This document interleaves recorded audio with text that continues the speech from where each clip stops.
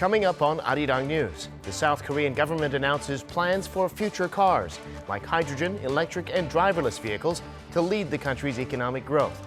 President Moon says Korea will be #1 in the industry by 2030. South and North Korea get ready to play each other in football, a historic World Cup qualifier Tuesday evening in the North Korean capital. And in response to Turkey's invasion of Syria, President Trump cuts off talks with Turkey on a trade deal, imposes tariffs on Turkish steel, and is looking at sanctions on Turkish officials. It's 4 p.m. here in Seoul. Thanks for tuning in to Arirang News. I'm Devin Whiting. In just about an hour and a half, South and North Korea will clash in a historic World Cup qualifier in Pyeongyang, their first match in the regime's capital in nearly 3 decades. Although fans in South Korea won't be able to watch the match live, the North is expected to provide video footage of the game afterwards. Kan Young-woo reports. Tuesday's historic football match between the two Koreas in Pyeongyang is set to kick off at 5:30 p.m. Korea time. Although the match will not be broadcast live for football fans in the South, North Korea has promised to give a DVD with the footage of the match to the South Korean officials after the game. An official at Seoul's Unification Ministry said South Korean fans should be able to watch the footage once some technical issues have been checked. Asked whether the DVD will contain the entire footage of the match, the official said that's likely to be the case. As far as getting real-time updates on the match, 2 officials from Seoul's Korea Football Association have set up an internet communication channel at the Kim Il-sung Stadium. So sending photos to the South during the match shouldn't be a problem, but transferring videos is unlikely as it requires cooperation from North Korean officials who only promised to hand over DVD footage after the match. Another way to get updates on the match is to check the FIFA or Asian Football Confederation websites, but they provide limited information such as goals and substitutions. Meanwhile, FIFA President Gianni Infantino is expected to be in the stands to watch the Pyeongyang showdown. But there are no further details of Infantino's trip to North Korea. The FIFA president had proposed that the two Koreas make a joint bid for the 2023 Women's World Cup. Seoul welcomed the offer, but Pyongyang has not responded to the idea. Kan Young-woo, Arirang News. One of the largest aerospace and defense exhibitions in Northeast Asia, the 2019 Seoul ADEX, kicked off this morning featuring the latest in military technology. Kim Ji-yeon reports. A grand opening ceremony was held Tuesday for the 2019 Seoul International Airspace and Defense Exhibition, or ADEX, where participants can experience the latest technology in airspace and other weapons systems. Prime Minister Lee Na-yeon in his opening speech on Tuesday praised the rapid development of the defense industry and stressed the need to raise defense capabilities to cope with changing trends and new forms of threat. The industry started off humble, relying on UN forces and supplies during the Korean War in the early 1950s. Back then, the Air Force had a liaison aircraft and 22 training planes, while the Navy had 29 patrol ships. But by declaring its goal of having a self-reliant defense posture, the industry has grown rapidly since the 1970s. A range of programs are taking place during this 6-day event. Spectators can get a close view of the 5th-generation stealth fighter jets, the F-35As, as well as a light-armed helicopter, which shows off its mobility at the event for the first time. But the highlight of the opening day was a mock-up of the envisioned indigenous cutting-edge fighter aircraft being developed under Korea's $7.5 billion KFX project. Many have said that its appearance is similar to the F-35A fighter jet. The homegrown jet boasts a maximum speed of around 2,200 kilometers per hour. It's equipped with an active electronically scanned array, or ASA, radar system, which improves coverage and performance. The aircraft can carry up to 7,700 kilograms of weapons, including the country's Taurus long-range air-to-surface cruise missile, also currently in development. Kim Ji-yeon, Arirang News. South Korea's National Assembly Speaker Moon Heesang has called on parliaments around the world to support the denuclearization process on the Korean peninsula. Moon was giving a keynote speech Monday in Serbia to the International Parliamentarians Union. There, he said a nuclear-free peninsula will lead to peace and prosperity, not just in Northeast Asia, but around the world. He noted that while denuclearization talks are currently at a standstill, the peninsula is where promises and agreements have to be based on trust. And despite difficult circumstances, Moon said the related parties need to continue to talk and that the process needs global cooperation to bear fruit. Senior officials from North Korea and China meeting in Pyeongyang have reaffirmed their countries' relations and agreed that it's the duty of their militaries to protect those ties. According to the North's state-run Korean Central News Agency, the political director of the North's military, Kim Soo-gil, met Monday with his Chinese counterpart, Miao Hua. Miao reportedly said their ties are sealed in blood, and Kim called the duty to defend those ties sacred. The leaders of North Korea and China have also emphasized their closeness, most recently with a summit to mark 70 years of relations. Japanese Prime Minister Shinzo Abe reportedly won't be visiting the controversial Yasukuni shrine in Tokyo during its annual Autumn Festival later this week. Citing sources, Kyodo News reports that Abe will instead be sending a ritual offering to the shrine through an official of his party. The Yasukuni shrine commemorates more than 2.4 million Japanese war dead, but controversially, it also honors 14 Class A war criminals. Visits by Japanese leaders to the shrine have long angered South Korea and China, which suffered from Japan's past aggression. Abe has not visited the shrine since late 2013. When Japan was struck over the weekend by Typhoon Hagibis, apparently failures in the management of the nuclear plant in Fukushima seem to have caused some radioactive waste to go missing. Our Ji-young has more. The powerful Typhoon Hagibis hit Japan over the weekend, affecting large parts of the country, including Fukushima Prefecture, the site of the 2011 nuclear disaster. Thousands of bags containing radioactive waste generated during decontamination work at the Fukushima Daiichi nuclear power plant were swept away by heavy precipitation last weekend, and many of them are still missing. According to Japan's public broadcaster NHK, officials from the city of Tamura in Fukushima Prefecture said on Sunday that an unknown number of bags filled with contaminated waste were lost. Only 10 of the bags were retrieved and some 2,700 bags remain unaccounted for. City officials say they cannot keep track of the missing bags. There are roughly 95 similar storage facilities in Tamura City. The lost bags contain radioactive grass, trees, and other material that had been gathered during decontamination work at the site of Fukushima Daiichi power plant. The bags of radioactive waste were most likely swept into a nearby river, which eventually flows into the Pacific Ocean. Local media claimed that no particular safety measures were in place even though record-breaking precipitation by the typhoon had been projected. There are also reports that alerts were issued 8 times at the Fukushima Daiichi power plant, warning that radioactive water was leaking from the plant. However, the officials said the alerts were due to a malfunction in the system. Ji-young, Arirang News.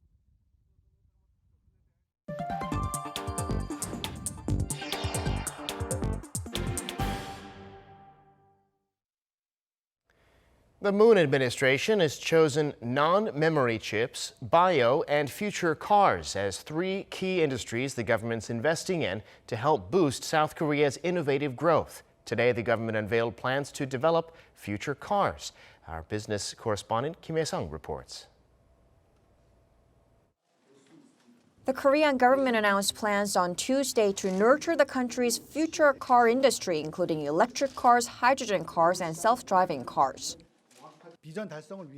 Our goal is to increase the percentage of electric cars and hydrogen cars from 2% of the new car market in 2019 to 33% by 2030, and their global market share to 10% by 2030. We aim to be the first in the world to have level 4 fully autonomous cars on the roads in Korea by 2027. The auto industry is crucial to the South Korean economy, making up 7% of its GDP and 10% of exports. As global auto industry growth is slowing down and major automakers are making the transition into driverless cars, the Korean government aims to boost its competitiveness in future cars. To do that, the government will provide driverless car-related laws such as insurance and road infrastructure by 2024. It'll cooperate closely with the private sector, which is investing more than $50 billion over the next 10 years to produce future cars and related technology. To help increase domestic demand for future cars until it has economy of scale, the government will provide subsidies so the cars are priced at around $33,000 and use hydrogen and electric public buses, taxis, and trucks.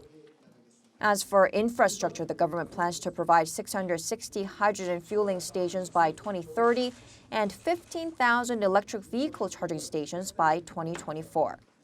김혜성, Arirang News. Meanwhile, President Moon says he is certain South Korea will become the world's #1 when it comes to future cars. He was speaking at an event Tuesday at Hyundai Motor Company's research center in Heesang, Gyeonggi-do Province.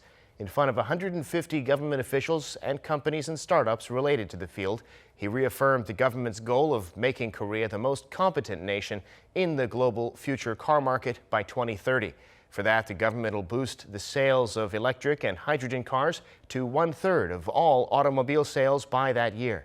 It also plans to commercialize autonomous cars for major roads nationwide by 2027, 3 years before the original deadline.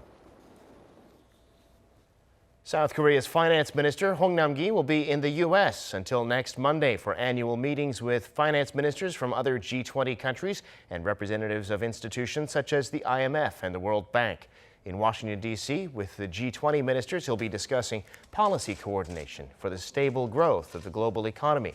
And in New York on Wednesday, in his meeting with investment banks, asset management firms, and economists, he'll let investors know about Korea's economic conditions and present the government's future economic plans. And it's time now for an in-depth look at the global markets this afternoon. And for that, I'm joined on the line by Mr. Daniel Yu, global strategist at Yuanta Securities. Mr. Yu, thank you for coming on. Thank you for having me. Well, new doubts have been raised about the U.S.-China trade deal allegedly struck last Friday. China says it wants another round of talks before it signs. Yesterday, stocks were down slightly on Wall Street. What's the story here? Yes, as you heard, according to Donald Trump, the first phase was done, and the signing the document would take about next 3 to 5 weeks. So obviously, it's going to take quite some time. So because of that, I think that these kind of news will be hitting the market because of that long period. The China seems to say that they want another round of talks before signing the first phase 1. It is unclear exactly what they really need to talk about, but one factor is that scrapping of all the tariff hikes scheduled for December. I think that we believe that will be most likely happen. But nevertheless, the Chinese market has shown some correction today. Shenzhen is down about 1%. The Shanghai is down about 0.5% or so. But we think that the needs for the deal is most likely by both countries. And the first phase will include some part of intellectual property rights, technology transfer, and financial market opening, and also purchase of 40 to 50 billion won worth of agricultural goods and pork from U.S. by China. So all that will be most likely be signed next 3 to 5 weeks. It's just that because it's going to take some time, people will be quite curious of exactly what will be in the document. Yeah, we'll have to wait and see about that. But in the meantime, it would seem that U.S.-China trade is having an effect on the exchange rate here in Korea. The won's gained back a lot of strength against the dollar, almost back down to 11.80. What do you see happening in the days, weeks, months to come? Right, as you said, Korean won has appreciated to 11.85 level. The peak was 12.23, so that's quite a significant appreciation since last several months. So what that means is that clearly the direction of the U.S. and China trade talk is going in the right direction, and that China will absorb or import more goods from overseas. That should be the positive news for Korea. Clearly, Korea has suffered quite significant amount of net export, slowing significantly to the China. due to these trade talk that's happening and the economic slowdown that you are seeing. And Chinese government is kind of allowing local entities to increase the market share rather than the foreign entities who are entering China. But obviously, with the appreciation of yuan, it's showing the signals that maybe the China will pick up in terms of the import goods, and that Korea might benefit from that process. We believe that the Korean won depreciation was overdone before when it hit the 12.23 level. We think the more reasonable exchange rate is somewhere between 11.50 to 11.80, based on the level of the economic strength and overall comparison between Korea, China, and U.S. And we do think that as the lower rates are expected from U.S. side, that October 30th, maybe another rate cut is likely. If that's the case, then dollar will probably moderately weaken further, which will result into further appreciation of Korean won. Yeah, well, staying with that theme, the currency and interest rates, the Bank of Korea going to decide tomorrow on rates. What does the market think will happen, and will that be a big factor in stocks as well? Sure. Because the current CD rates in Korea is about 1.55%. The core rates are 1.53. 3 years government bond rates at 1.3. So these numbers are indicating that maybe the rate cut's not going to happen this month. Given that the won appreciation is happening, also the U.S. rate cut versus now the Korea's rate will be pretty much similar. That's why I think that people are anticipating the further appreciation of won.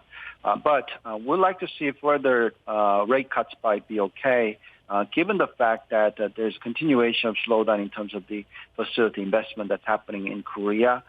We need to see chaebols to invest more and have a lower interest rate environment in order to boost the economic growth rates. A lot of people are saying that Korea can achieve 2% growth rate based on current intrinsic value. But we think that a lot of the activities have been slowing down because the sentiment is quite poor. We do think that the government needs to be much more aggressive in terms of the fiscal and monetary policy in order to pump up the economic growth rate. We do think, though, 2% growth rate is very achievable by the Korean government and Korean economy. All right, got it. Mr. Yu, thank you. That's where we'll have to leave it today. We appreciate your insights, as always. Thank you very much. Now, Chinese Premier Li Keqiang is sounding positive about economic cooperation with South Korea. On Monday, he toured Samsung's semiconductor factory in Xian, China, where he emphasized how big the Chinese market is and invited global tech companies to keep investing in the country. The factory in Xian is the only place overseas where Samsung makes memory chips, and the company plans to invest $15 billion in the project.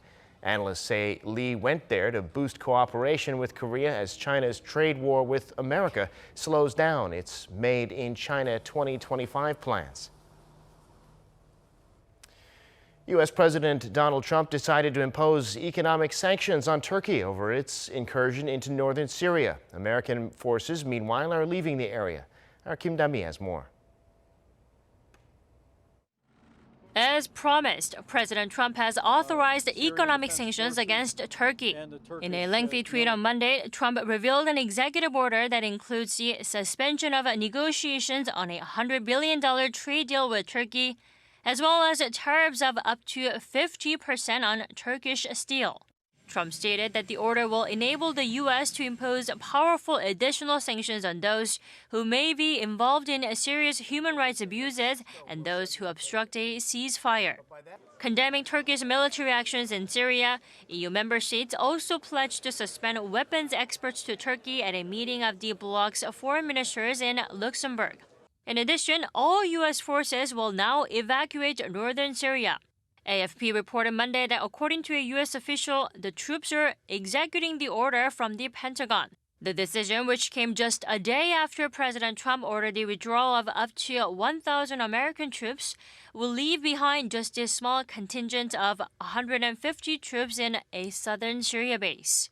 Meanwhile, Syrian forces, following the orders of Syrian President Bashar al-Assad, entered the northern Kurdish town of Manbij on Monday local time.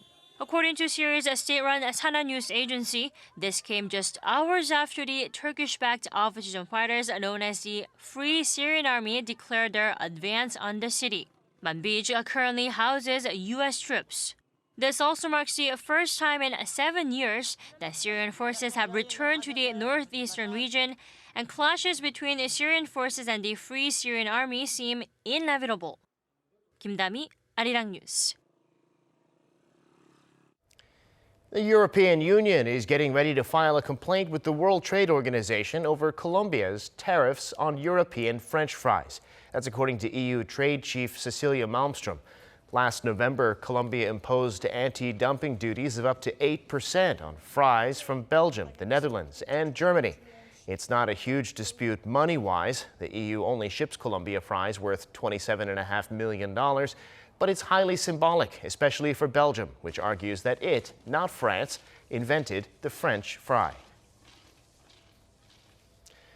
The Nobel Prize in Economics has been awarded to 3 researchers for their work in tackling global poverty. The award winners include Esther Duflo, who becomes the youngest person ever to be awarded the prize in economics, and just the second woman. Our Kim Mo-gyun reports.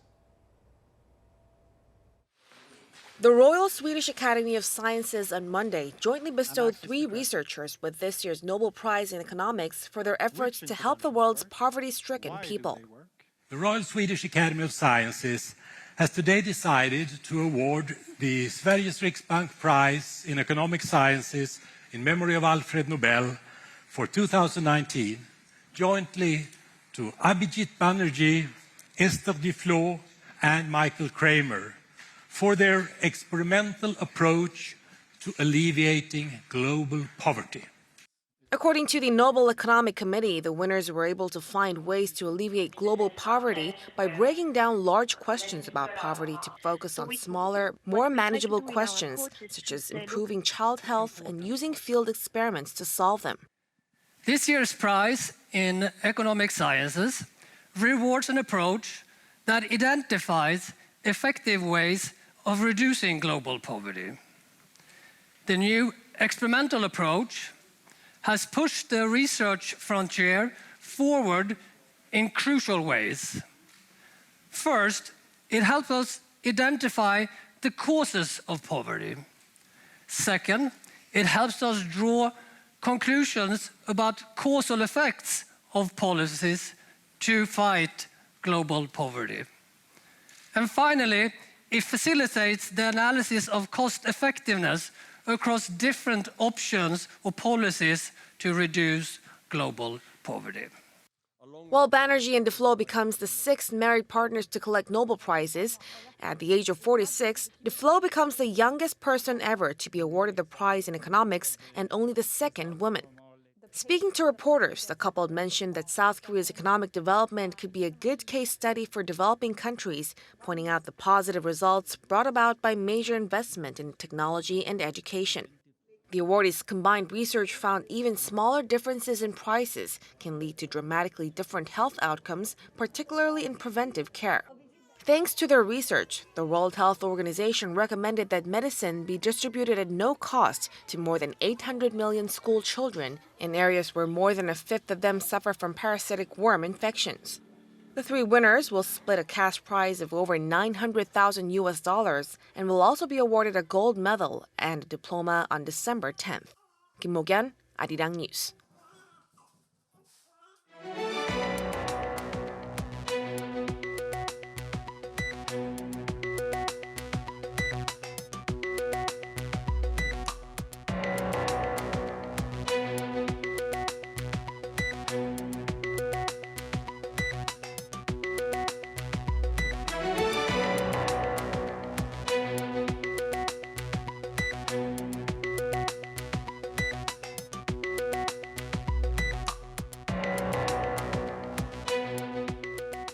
And that brings us to the end of this newscast. Thank you for watching. More live news coming your way at 7 p.m. Korea time.